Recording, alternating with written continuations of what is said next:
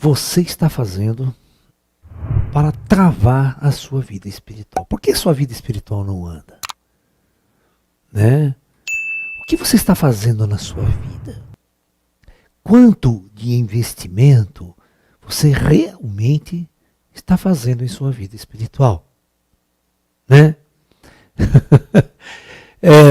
É engraçado que uma vez nós estávamos numa reunião espiritual, um grupo, né? E nós estávamos canalizando um mestre chinês, um mestre oriental, né? E ele então, né, um aluno estava perguntando sobre o que ele deveria fazer, né, para que a vida ele tivesse uma evolução espiritual mais rápida, mais intensa, aquela coisa toda. Então ele falou assim: olha,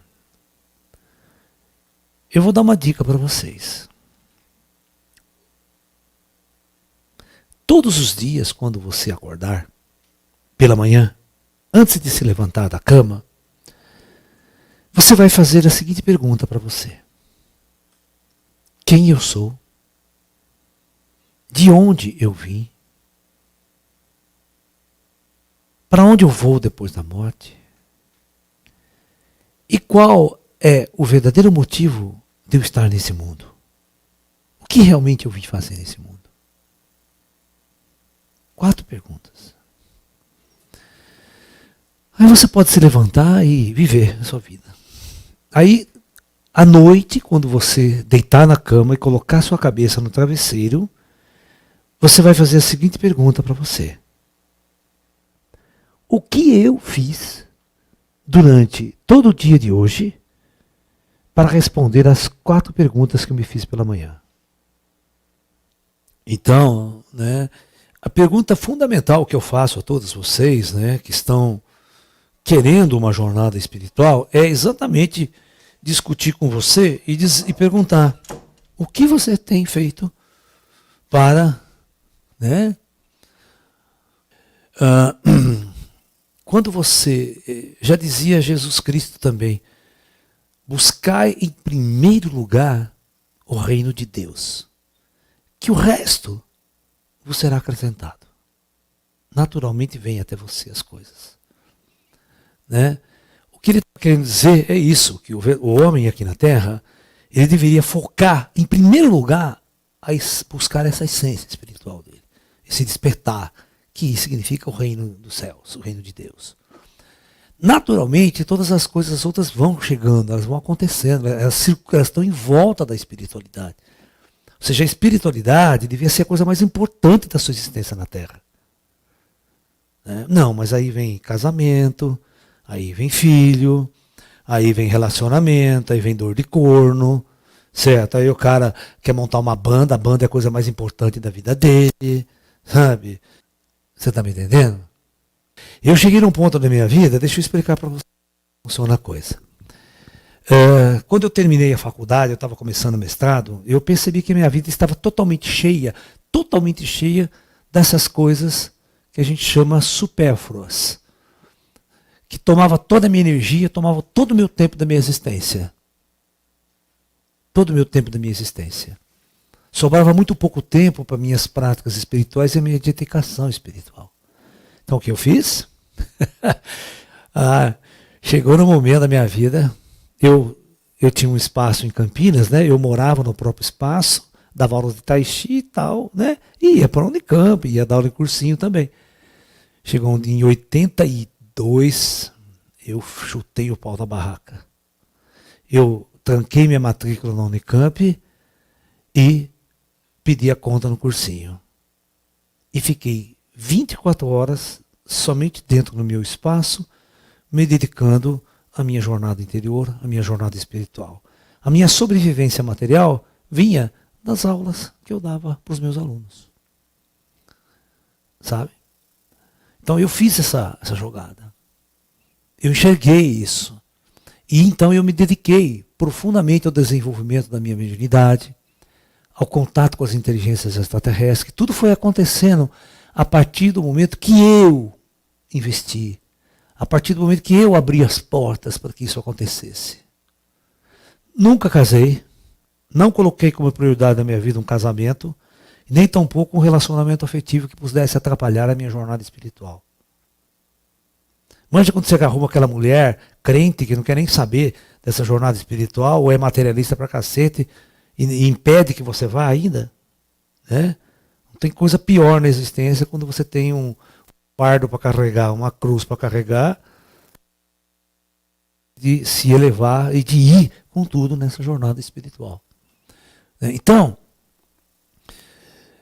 por isso que também o plano espiritual investiu na minha vida, investiu no meu projeto de vida, porque eu abri as portas.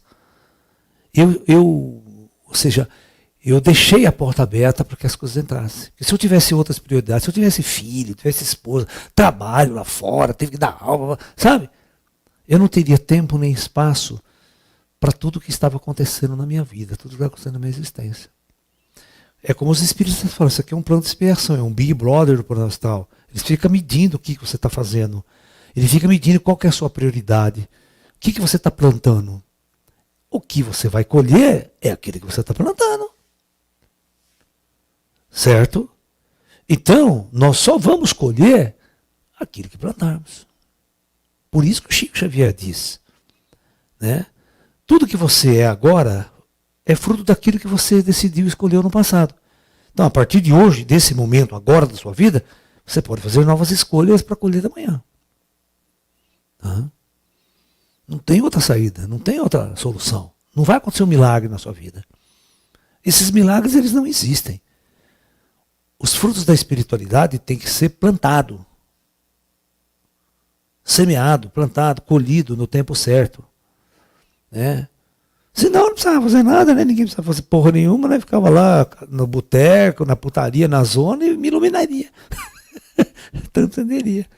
Né? Chegaria, todo mundo fica esperando o ZT mudar o planeta, mas ninguém quer se mudar, né? Ninguém quer fazer mudanças na sua vida. E o Buda era enfático, isso há 600 anos antes de Cristo.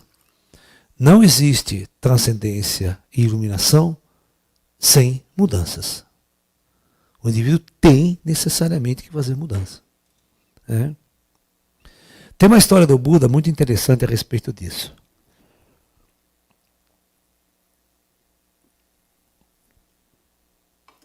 O Buda, por mais de 40 anos, ele pregou. Não é que nem Jesus pregou 3 anos só. Ele pregou por mais de 40 anos, então ele teve muita peregrinação por certas regiões na Índia. Né?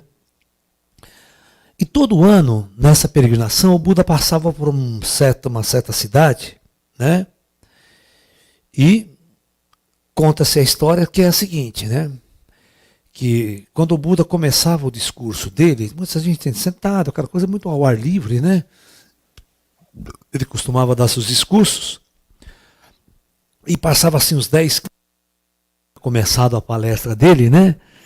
Ok? Chegava uma carruagem super luxuosa, super chique, né? Com cocheira em cima e descia um cara tudo bem vestido e sentava lá e ficava ouvindo o discurso do Buda. Certo? Uma pessoa bem apresentável, aparentemente rica, sabe? E aí ele ficava uma meia hora, né? Antes do Buda terminar a palestra, ele se levantava, pegava a carruagem, pum, e ia embora. E isso aconteceu por mais de 40 anos. Era sempre assim. Ele nunca ficava, assistia a palestra inteira, mas sempre ia lá. Você está entendendo? Quando o Buda ia, ele ia. Aí, na última vez, olha, presta atenção. Essa é a história contada por Ananda, né? O Ananda é o principal discípulo do Buda. Que calhou de nesta cidade o Buda deu sua última palestra, reuniu os discípulos e disse a ele que estava na hora da partida final. E que ele ia se retirar deste mundo para que os discípulos não ficassem entristecidos, que ele estaria com todos eles até o final dos tempos. Que se os discípulos teriam alguma pergunta a fazer para ele. E ele falou assim, não, mestre, a gente andou tanto tempo com o senhor, né? Eu acho que o senhor pode partir em paz. Então conta a história que o Buda se retirou, sentou embaixo de uma árvore e entrou no derradeiro samadhi. Ou seja, ele abandona o corpo consciente.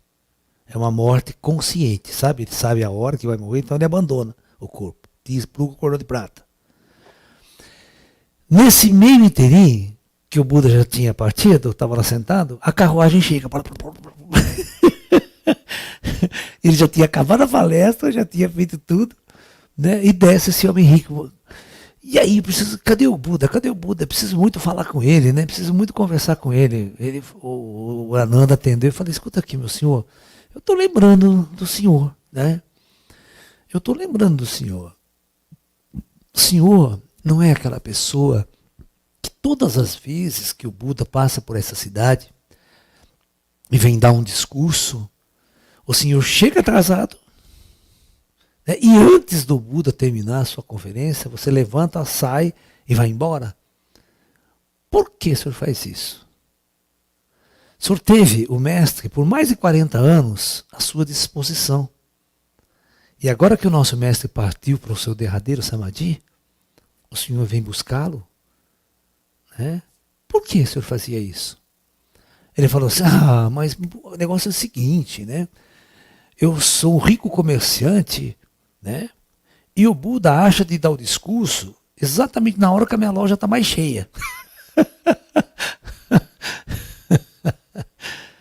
Ok? Você está me entendendo o que eu estou dizendo? Então, veja bem. O Siddhartha, o Ananda falou assim, aí o entrou na carruagem e foi embora. Aí o Ananda falou assim para os amigos dele, assim é a natureza humana, né? Este homem teve o Buda à sua disposição por mais de 40 anos. Provavelmente ele irá vagar por muitas encarnações ainda nesse planeta.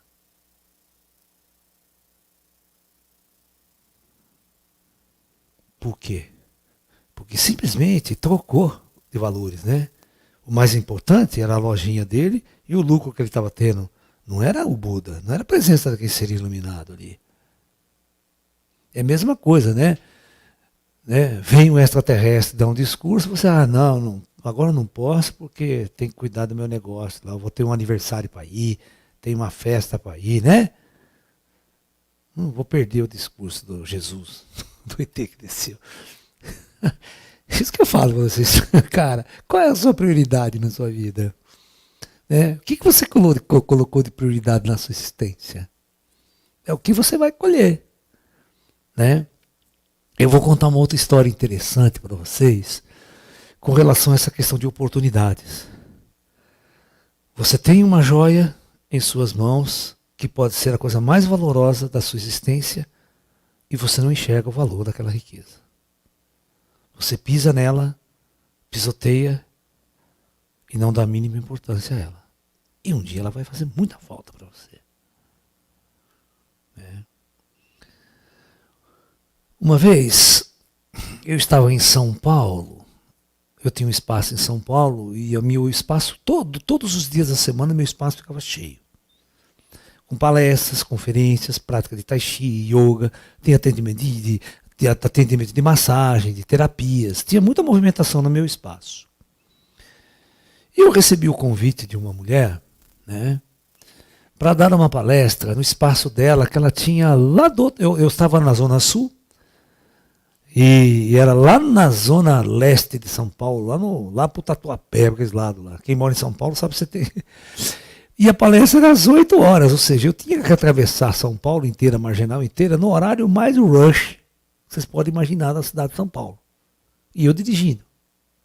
Falei, minha secretária que tinha marcado a palestra, tudo, com o maior carinho, falei, vamos lá, né? Peguei a minha secretária, deixei o pessoal trabalhando no meu espaço. Naquele dia eu não marquei nenhuma atividade mais para mim, né? E fui. Puta sufoco, 2 horas no trânsito de São Paulo para chegar. Quando eu chego no espaço, cadê a dona? A dona do espaço não estava lá. Tinha ido viajar. Ela simplesmente tinha ido viajar. E largou de secretária ali, atendente, uma mocinha de 14 anos de idade. Ela não sabia nada de nada, nem o que ela estava fazendo ali. Aí quando eu cheguei, Falei, aonde que eu vou dar palestra? Eu trouxe equipamento, projetor de slide e tal, aquela coisa toda, uma palestra do Projeto Terra, toda, né? A hora que eu entro na sala para dar palestra, a sala era um cômodo tão pequeno que tinha 5 cadeiras colocadas na sala.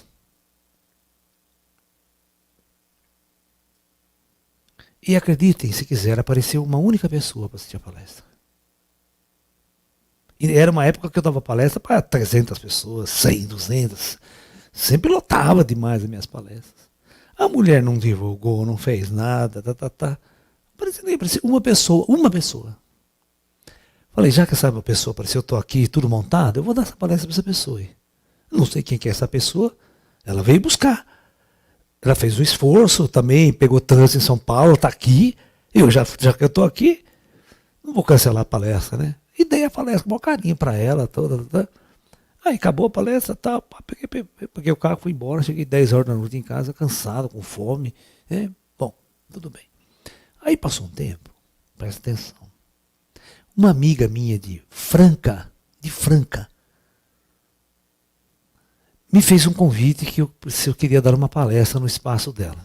O espaço dela era uma escola de yoga e também era uma escola muito pequena. Eu sabia que não ia ter mais que 20 alunos, não ia ter mais, que não cabia mais. Uma salinha lá que botava as cadeiras, dava umas 20. Né? E eu tinha que sair de São Paulo, eu estava em São Paulo, ir para Franca, tá? Isso dá uns 350 quilômetros, daqui em São Tomé, praticamente quase, né? E voltar e dar a palestra. Eu falei assim para ela, olha, eu vou verificar se eu posso, como é que está a minha agenda, porque ela era uma amiga, para falar não na cara dela era difícil, porque era uma pessoa assim, que quando eu trabalhei em Ribeirão Preto, a gente era muito amigo, eu pagava almoço para ela, porque não tinha restaurante vegetariano, e ela fazia comida, né, vegetariana, caseira na casa dela, e eu pagava para almoçar na casa dela, sabe? Então eu almoçava na casa dela lá direto, né? E ela fazia os meus cursos também, né? Tudo bem. Bom, aí eu fiquei constrangido, falei, puta merda, eu vou sair daqui de São Paulo, né? Um fim de semana, para ir lá em Franca dar palestra, será que vale a pena? Então, veja bem, como é que é o trabalho da gente focado na espiritualidade. Quando eu tive uma reunião espiritual, numa sexta-feira, o mestre, antes do mestre incorporar em mim, ele chegou e ficou ao meu lado, só esperando as energias, né, para depois ele assumir. E nesse inteirinho eu fiz a pergunta para ele. Falei, olha mestre, tem uma coisa assim, assim, assim, assado. Tem uma palestra para eu dar. Lá fui convidado, tal. Eu estou bastante cansado, é uma viagem longa. Você não acha que vale a pena eu ir lá fazer essa palestra? Então ele falou o seguinte, espera um pouquinho. Eu vou verificar isso. Ele saiu. Demorou uns 15 minutos, ele voltou. Presta atenção. Ele voltou. E ele falou assim, olha, você vai lá fazer a palestra. Lá. Porque lá existe uma alma muito necessitada em te ouvir. E se você não for, provavelmente essa alma ficará perdida para o resto dessa vida.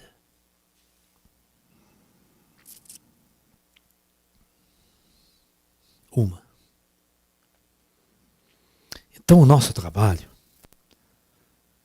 nós nunca vamos nos importar em atingir 1 milhão, 10 milhões de pessoas, 500 pessoas. Se nós mudarmos a vida e alimentarmos a vida de uma única alma, todo o esforço e todo o trabalho terá valido a pena. Ok? Então isso é muito importante que vocês entendam. Porque às vezes, uma daquelas pessoas está num momento de vida tão complexo, complicado, e você vai dar a chave, você vai dar a luz para a partida, para ela encontrar o verdadeiro equilíbrio, a verdadeira harmonia e o verdadeiro estopim para a sua partida espiritual. Isso não tem preço. Isso não tem dinheiro nesse planeta que pague. Vocês estão me entendendo? Então, por isso que é muito importante que cada um de vocês que estão aí me ouvindo, vocês precisam dar um jeito de investir mais no seu caminho espiritual. Porque é a única riqueza que você vai levar embora desse planeta. E nunca se esqueçam, a qualquer momento, pode ser amanhã, você vai morrer. Tá? E o que você vai levar?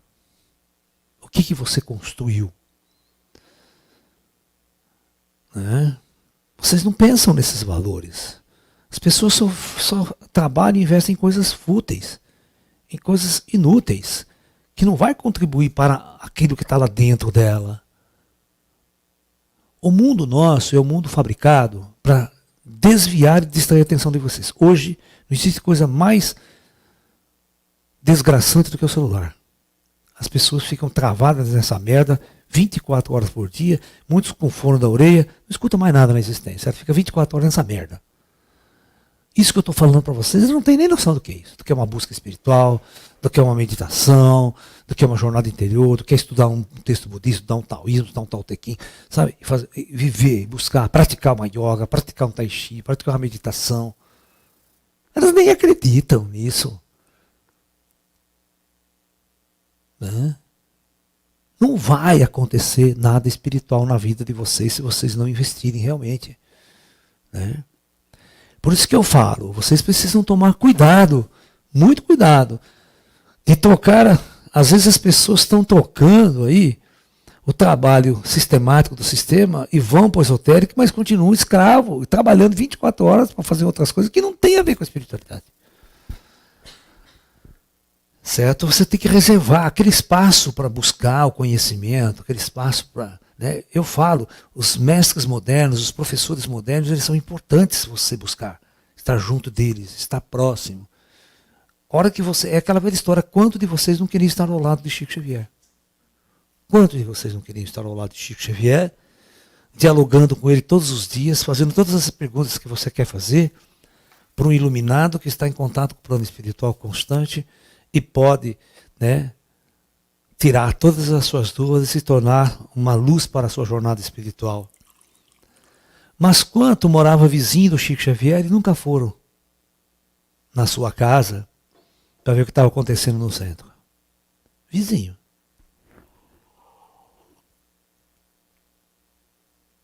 Quantos vizinhos da minha casa, do meu bairro aqui, nunca vieram assistir uma palestra minha? Nem sabem o que eu estou fazendo.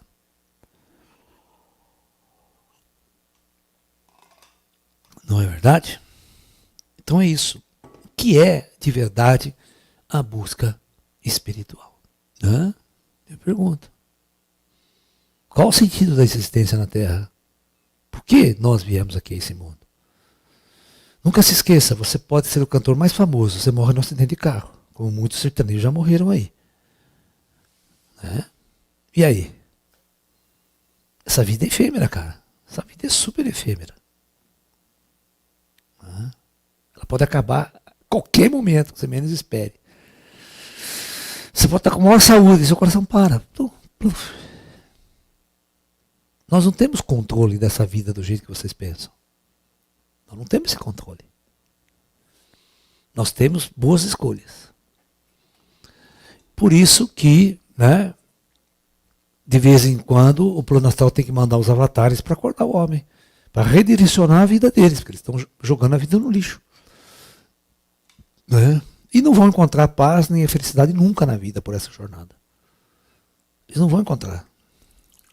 Eu vou contar uma história para vocês, vocês vão saber o que é investir, né, na espiritualidade.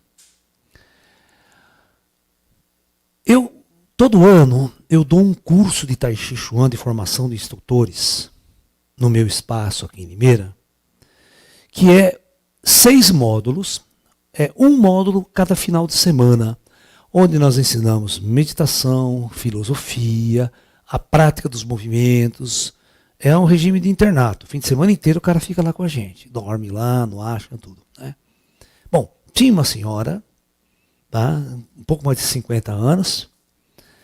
Sexta-feira à noite, às 20 horas da noite, ela pegava o avião em Portugal. Ela atravessava o oceano Chegava aqui em Cumbica às 7 horas da manhã, pegava o ônibus, vinha para Limeira, a aula, o nosso encontro começava às 10 horas da manhã. Passava todo fim de semana treinando. Quando era 10 horas da noite do domingo, ela pegava em Cumbica o avião de volta para Portugal. Ela fez isso durante 6 módulos, 6 vezes. Aquilo que eu falo, quem procura, acha. Quem fala se tem o dinheiro para investir, né? Eu poderia, muito bem, eu quero fazer um curso de yoga com um grande mestre de yoga. Uma vez por mês eu vou para a Índia. Vou lá, um puta mestre famoso, fico lá fazendo curso de yoga. Ou vou lá na China com o melhor, o mais famoso mestre de Kung Fu, vou lá uma vez por mês, treino durante um ano. Vocês fazem isso? Quem é que faz esse esforço? Né?